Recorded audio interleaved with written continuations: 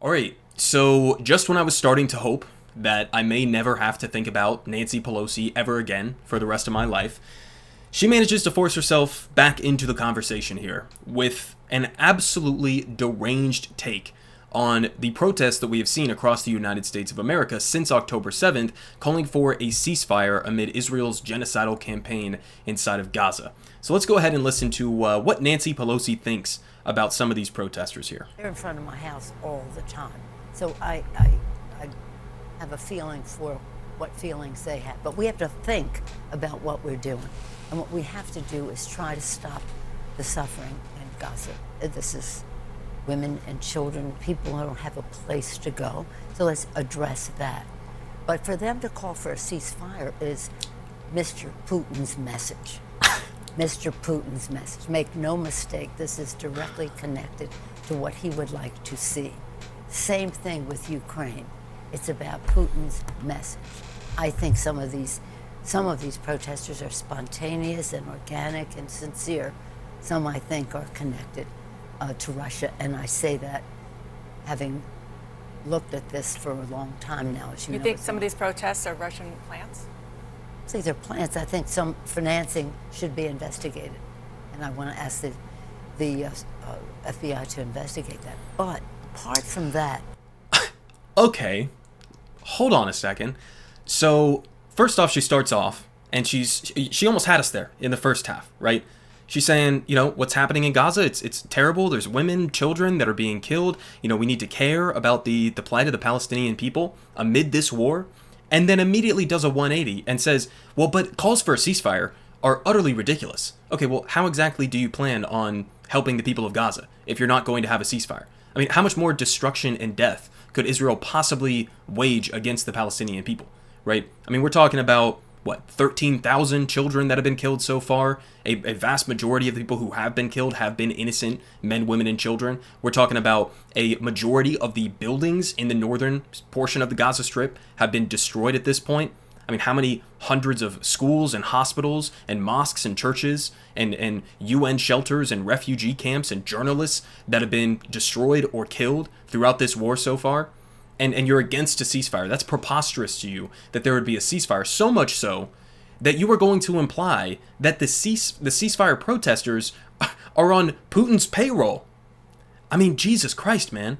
This is, and I made this point on Twitter, this is just as deranged as anything Jewish space lasers, whatever you want to say, that Marjorie Taylor Greene has ever said in her life. This is just as deranged. This is what we call Blueanon. Okay, this is the liberal version of QAnon. Everything that doesn't fit in to my worldview or my preconceived notions or what I want to force on the American people, it must be a Russian conspiracy. Putin must be behind it. I mean, have you lost your goddamn mind? And then, on top of all of that, to then say we should have the FBI investigate the ceasefire protesters. I mean, Jesus Christ, I know that you're old, but we don't have to go back to, the feds going after civil rights leaders like they did back in the, civil rights movement with Martin Luther King Jr. We don't have to do that again. MLK and Fred Hampton and that entire era, or even more recently, during the war on terror, the feds going and setting up, young Muslim men and entrapping them in these schemes where they convince them to go in and plan some sort of a terror attack that they otherwise never would have done, and then arrest them and then pretend as if they saved the day. I mean, how many examples? The surveillance of Muslim communities here in the United States for years and years and years that took place during the height of the war on terror. And she's like, yeah, we need to do that again. But because they're on Putin's payroll, I mean, Jesus Christ, let's just remind ourselves of what we're talking about here when we're talking about a ceasefire and some of these protests that have been taking place. I've been to many of them myself. I don't know, maybe the FBI is going to show up at my door and they're going to check my phone to see if Putin's in my contacts or something. I've been to lots of these protests, so we'll have to see. But I mean, you can look at some of the polling data on this. Voters agree the U.S. should call for a ceasefire and de-escalation in Gaza, right? Look at the breakdown here. 80% of Democrats, 57% of independents, and 56%, a majority of even Republicans, want a ceasefire.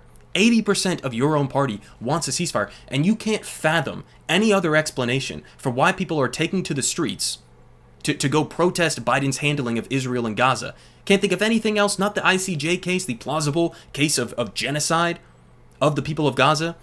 No morality or no political opinions of people. That can't factor into it at all. They must just be getting paid by Russia. Jesus Christ. And overwhelming numbers of not just your party, the entire country want a ceasefire. And the craziest part about this poll is that this is back from October 20th of 2023. Meaning this was, a couple weeks after October 7th happened. Meaning that when people were answering this question at the time, the October 7th attacks and war crimes that were committed on that day were much more fresh in people's mind. And you would probably guess that they would be even more hawkish in terms of going after Hamas and destroying Hamas, right? But even then, in that context, that soon after October 7th, people still wanted a ceasefire. Another piece of data here. 50% of Biden voters say Israel is committing a genocide against the Palestinians. Half of Joe Biden's own voters from 2020 believe he is aiding and abetting in a genocide.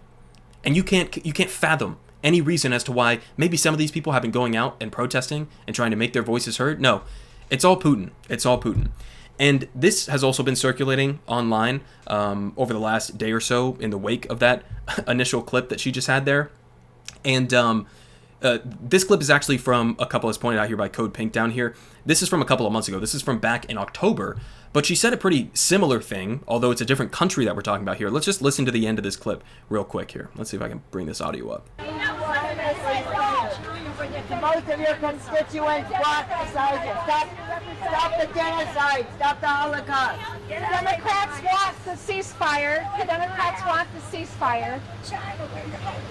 The Democrats. Okay, so the audio was kind of iffy there, but if you couldn't make out what she said at the end, she said, go back to China where your headquarters is. These are some of our highest ranking political figures, the faces of the Democratic Party. Go back to China where your headquarters is, and you guys are all Putin puppets. That's the best. 80% of Democrats want a ceasefire. And this is what we get from our leaders. Pathetic. Absolutely pathetic. We also had this, because it's not just Nancy Pelosi, it's a lot of the rest of them as well. And I didn't get the chance to do a whole standalone video on this, but this is from a couple days ago. John Fetterman spent the night standing on a rooftop waving an Israeli flag at protesters in Pennsylvania. An unbelievable sight to see. He's 100% right here, James. I mean, waving an Israeli flag standing on this rooftop here as people are protesting, trying to get you to call for a ceasefire. Now, John Fetterman has had the most significant fall off of any politician who I had a mild affinity for in my entire lifetime. I've never seen a fall off like this. I mean, he's probably the most rabid pro-Israel, anti-Palestine, person in the entirety of the Senate, including Republicans maybe. Just an absolute demon when it comes to this issue. And obviously, I don't know how much of this is his personal ideology, but what I do know is that this is the same guy who let pro-Israel groups like DMFI and AIPAC literally write his Israeli policy, okay, so that they wouldn't spend money against him when he was trying to become the senator. So I wonder if there's a little bit of a conflict of interest there, to say the least. And obviously Joe Biden's not much better. So there were reports that came out a couple days ago that I didn't cover because I didn't buy into them. And it looks like my gut was correct on that. There were reports that were coming out. Joe Biden's considering slowing some of the weapon shipments to Israel, right? And now we have here from Barack Ravid. White House officials tell me there has been no request from the White House for the Department of Defense to slow down weapons deliveries to Israel. And we are not aware of any request to even review weapons to potentially slow walk deliveries.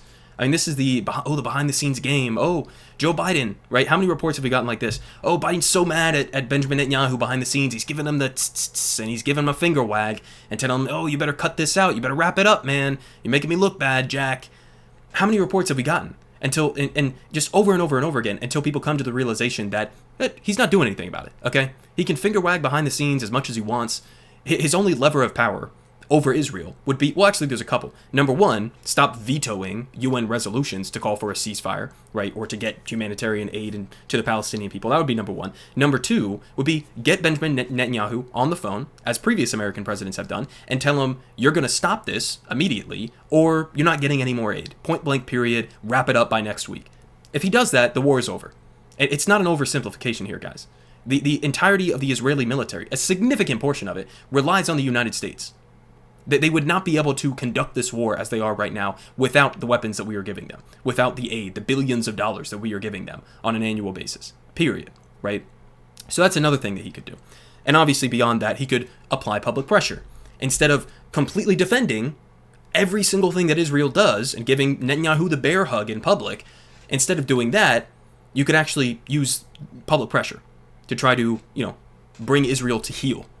Because, at the end of the day, even if you don't give a shit, which you should, but even if you don't give a shit about the people of Gaza and the incalculable suffering and death and destruction that Biden and Netanyahu have inflicted on them, even if you don't care about that, and you only care about getting Biden reelected, this isn't helping him. I'm going to show you some polls on that here in a second. This isn't helping him on that front. But, how many of these articles have we seen recently? This one's from November 9th, 2023. He's so frustrated with Netanyahu. Here's another one. This one's from late December 29th, 2023. Frustrating call with Prime Minister Netanyahu. Another one. This one's from 2 weeks into January. Biden increasingly frustrated with Netanyahu as the war hits 100 days. One more here. This one's from 3 days ago. Biden frustrated with Netanyahu. It's rising. He privately warns him. We've gotten probably a dozen stories, at least, since October 7th. Oh, Biden's so frustrated behind the scenes. Well, what the fuck is he doing about it? Is he going to do anything about it? Is he going to leverage the weapons we're sending them? Is he going to actually apply any pressure whatsoever besides the finger wagging behind the scenes and, ooh, I'm so frustrated, please be nicer? What the fuck? It's not just pathetic. It's straight up delusional. And tomorrow I'm going to cover a similar clip with Kamala Harris, who is confronted on the complete, dichotomy between Biden's public statements that he supports a two-state solution and Benjamin Netanyahu and his coalition statements that we're never going to let that happen. And she got pressed on that, and it was a really interesting back and forth. But, this is the failure of Biden's policy. This is never going to work. Frustration behind the scenes. And it hasn't even just happened since October 7th. This is an article from April of 2016. Biden, overwhelming frustration with Netanyahu. So he's just spent his entire life, apparently, being frustrated with Benjamin Netanyahu, and he just can't figure it out after decades and decades how to possibly reel him in any way, shape, or form. It's comical at this point. Or it would be comical if it wasn't so depressing and disgusting, right? We also had this here from a couple of days ago. In terms of whether or not Biden is actually going to adapt his strategy moving forward, given that we've gotten all of these different stories that are the exact same headline, John Kirby says that it's hard to see the ICJ ruling changing the U.S. approach to Israel's war on Gaza. The president believes the approach that we have been taking has been getting results. Getting results? What kind of results are you talking about? The president believes his approach has been getting results even after the ICJ ruling that they are going to move forward with the genocide case against Israel because South Africa's case that they brought was plausible. Even after that, as a couple years from now, when the case inevitably concludes, Israel could be found to be doing a genocide right now with your weapons, with your diplomatic cover. And even after all of that, still, no change whatsoever. So what are the results that Joe Biden has been getting? We'll hear from Euromed, Human Rights Monitor. 2 days after the ICJ ruling, they put this out. Okay, what did Israel do following the International Court of Justice's decision? Now, keep in mind, the ICJ's ruling, the preliminary ruling that they put out, is a binding resolution because Israel is a party, because they're a member of the United Nations, to the ICJ. So is the United States of America. So we could also be complicit in this case as it goes on. But part of their preliminary ruling is you have to take steps X, Y, and Z, like getting more humanitarian aid into Gaza, okay, avoiding killing any more civilians than you already are, things like that. Stop committing war crimes, prevent a genocide from happening, hold the people who are committing war crimes and inciting genocide accountable. So they have a certain, list of steps that they have to accomplish before a month from now they go back to the ICJ, and then the ICJ is going to proceed from there and see if Israel has changed anything. And so this kind of data is important for the case moving forward. During the 48 hours that followed the ICJ preliminary ruling, Israeli strikes and targeting Gaza killed 373, now it's upwards of over 500 Palestinians, and injured over 643 others. Hospitals in Khan Yunis, southern Gaza, were targeted and continue to be besieged. Residents were forced to bury dozens of dead bodies in the Nasser Hospital Square in Khan Yunis because they couldn't leave the hospital because Israel was shooting at them. 4 mass graves were created in Khan Yunis. Only 87 aid trucks entered Gaza on Friday and Saturday, less than half of what entered before the ICJ ruling. So after the ICJ says you have to allow more aid into Gaza, less aid, half the amount of aid has gotten in. And as I talked about in the last couple of days, Israeli citizens, largely, if we're going to take a guess, in coordination with the IDF or with the Israeli government, they have been going and protesting the aid that is managing to squeeze through into Gaza, right?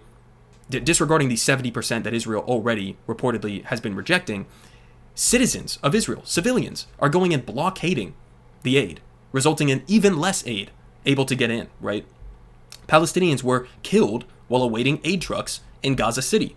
The Israeli army established a security checkpoint and mistreated Palestinians in West Khan Yunis. Israeli forces destroyed entire residential blocks.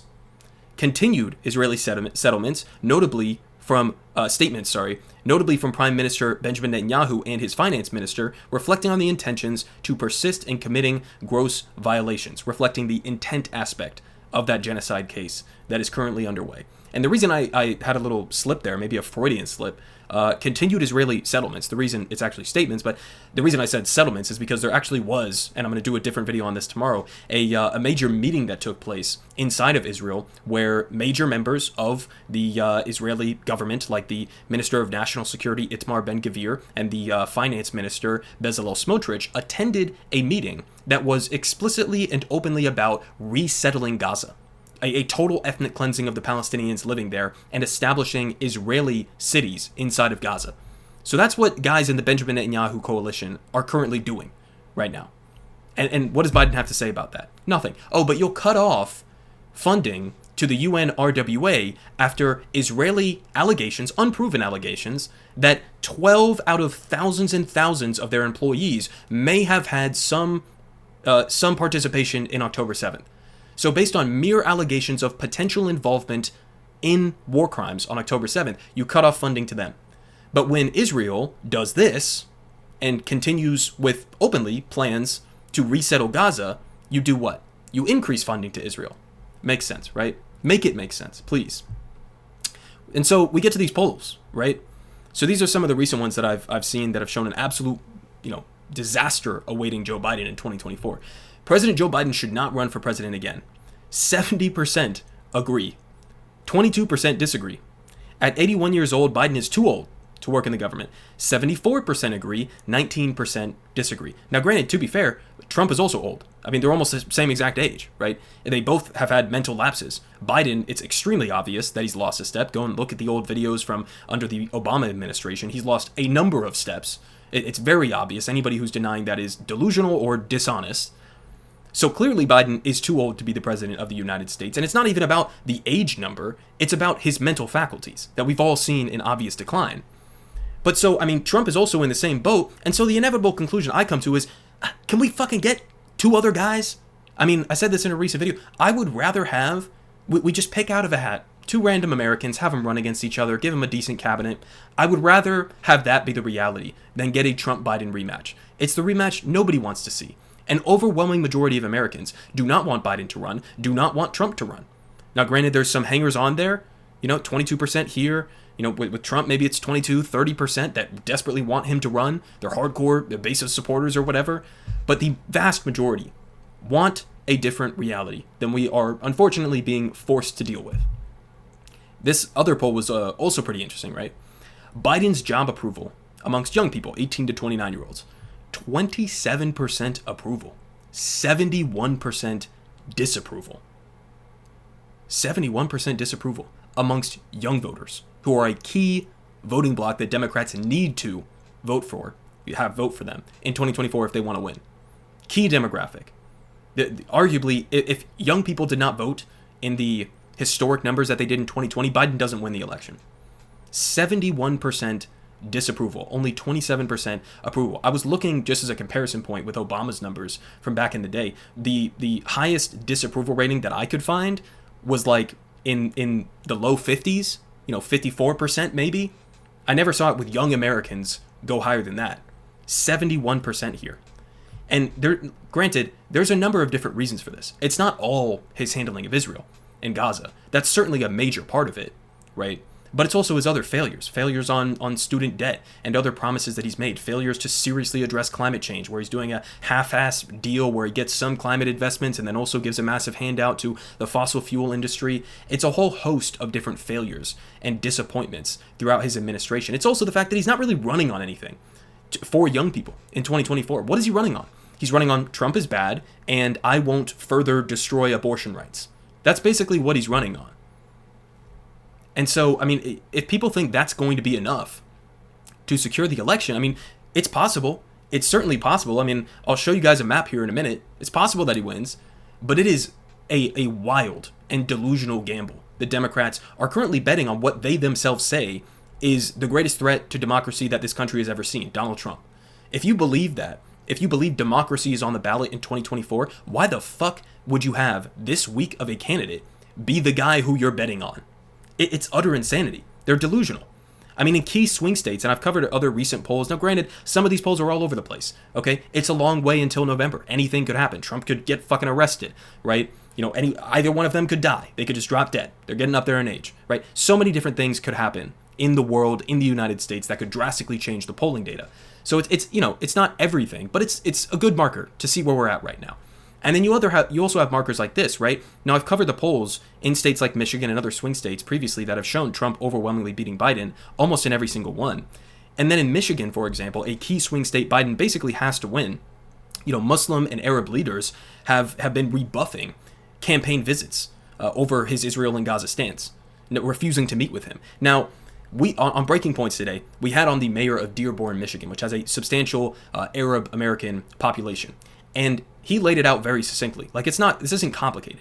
The Biden administration, in terms of policymakers, have not reached out to these Democrats, right? Whether it's the Dearborn mayor or whether it's this guy, Abraham Ayash, who is the Michigan House Majority Floor Leader. Zero correspondence from the White House, the DNC, Michigan Democratic Party leadership since October 7th. They haven't talked to these people in key swing states.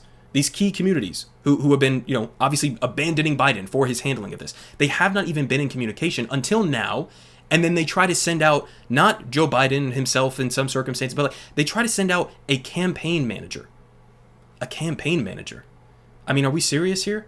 So you ignore them, every warning that they're giving you, you're going to lose these votes the entire time for months. And then you send out a campaign manager to go meet with them. So what? So that they can say, we need you guys to win the election? Or so that they can come back to the White House after meeting with you and say, we listened to these Arab Americans and their concerns. So we're going to push forward and you know, help the Palestinians. Is that what you just want, a talking point? Is that what this is about? And it seems like that's exactly what it is. And so they're not having it. And I mean, this is something that could legitimately cost him the state of Michigan, which if you look at the map here that I did, this is largely based on just the RCP averages. Now, again, polling isn't everything, but this is just a snapshot of where we're at right now based on the averages. And here's the reality, guys. Okay, so Joe Biden, back in 2020, he won the state of Arizona by about 10,000, 11,000 votes. He won the state of Georgia, again, by about like 13,000 votes or so. Okay, he won all of these key swing states here, Nevada and Michigan and Wisconsin. I mean, it was a very, you know, good success here. But if you look at the polling data right now, based on these averages, Trump is winning in Michigan. Trump is winning in Wisconsin. Biden's eking it out in Pennsylvania right now. It's very close. That's generous to give him a lean there. But Trump is winning in Arizona. He's winning in Georgia. He's even winning in Nevada. So, in all likelihood, this is what we're dealing with. It's almost a lock, in my opinion at least, that Trump is going to win Arizona. He's going to win Georgia. And so, in order for Biden to actually win, he basically has to win Pennsylvania, which is 50-50 at this point. He has to win Michigan, somehow earning back the votes of all of these people that he's lost already. And he also has to win Wisconsin. So he has to win all of these three key swing states, two of which look like they're definitely not going to Biden as of right now. So, I mean, listen, the whole way through with the Democratic Party, just an utter implosion right now happening with young people, with Arab Americans, some polls show with Black Americans as well. And I think it's for good reason. I mean, they kind of did this to themselves. You can't shoot yourself in the foot over and over and over again and then complain to people. You know, I mean, what did you expect was going to happen when you don't listen to people? You don't listen to the 80% of your own party that wants a ceasefire, ignore them, and then smear them as being, you know, Putin puppets or having headquarters in China. I mean, what exactly did you think was going to be the outcome? So I'm not going to have, I mean, listen, I don't tell anybody how to vote. You know, I live in Washington, D.C. right now, so my vote one way or the other doesn't necessarily have much of an impact. You know, if you live in a swing state and you want to make your calculation that, you know, even though I despise Joe Biden, Donald Trump is worse. Sure, that's a fair argument. I mean, there are many different issues in which Trump and Biden are roughly the same, and there are other issues where Biden is better and other issues where Trump is just an absolute demon. So, I mean, I respect it either way. I'm never going to vote shame anybody one way or another, but there seem to be a lot of people who think that that's the strategy, that Joe Biden doesn't actually have to change policy in order to earn votes, but rather the voters have to change, right? I mean, it's like Democrats have this mindset of like, well, I can excuse genocide, but I can't excuse, you know, not voting for Biden. I mean, that's the mindset that they have right now. And it's utterly delusional. And it's only going to further risk what they themselves, again, say is the greatest threat to democracy and re-electing Donald Trump.